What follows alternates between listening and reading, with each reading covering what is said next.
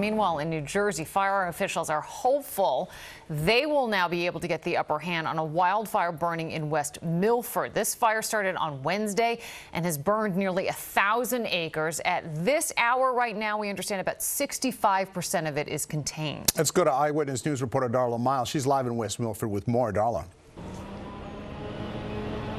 David, Liz, everything looks good right now. Those are the exact words from the New Jersey Forest Fire Service, who gave an update within the last hour. They say at this point their fire lines are holding. Now, just behind me, you can see plumes of smoke in the distance. You can also see perhaps some yellow hard hats. That is where crews are currently doing some work. They're using chainsaws to break up the logs, to break apart parts of this fire. But you can see where all of this is scorched earth right now. Last night, this is where the controlled burn took place, and it literally kissed the backyards of homes of a lot of families.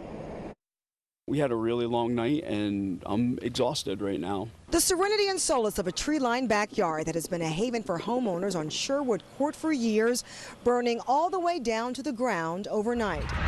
A controlled backburn was the only way to save homes after on Thursday, blowing embers of the West Milford wildfire sparked flames east of Echo Lake. At least a half a dozen houses at the end of Sherwood were evacuated. They drove the pumps down to Echo Lake to fill up with water, and they had to kick at least one door in because of the pets. Friday morning, families are now breathing easier. The fire threat neutralized. Crews staying on top of hotspots of the 972-acre inferno.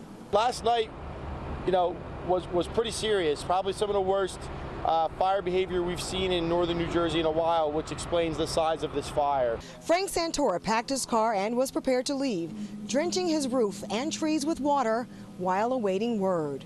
It was chaos. There was probably every fire department from within 10 miles, and the chief just said, we'll give you at least 20 minutes, or we'll let you know at least a little bit in advance. But other than that, nobody could really give us any information because I don't think they knew. Friday afternoon, the state announcing it now expects to achieve 100% containment tonight.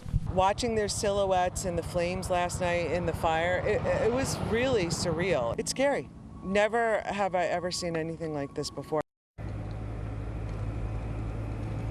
Those homeowners and families are very happy now to see that the threat is over. Their homes are no longer threatened. Those families who were evacuated, presumably coming back into their homes this afternoon. Again, you can see crews here in West Milford trying to break apart some of the logs that are still smoldering from the West Milford fire, where they had the controlled backburn last night.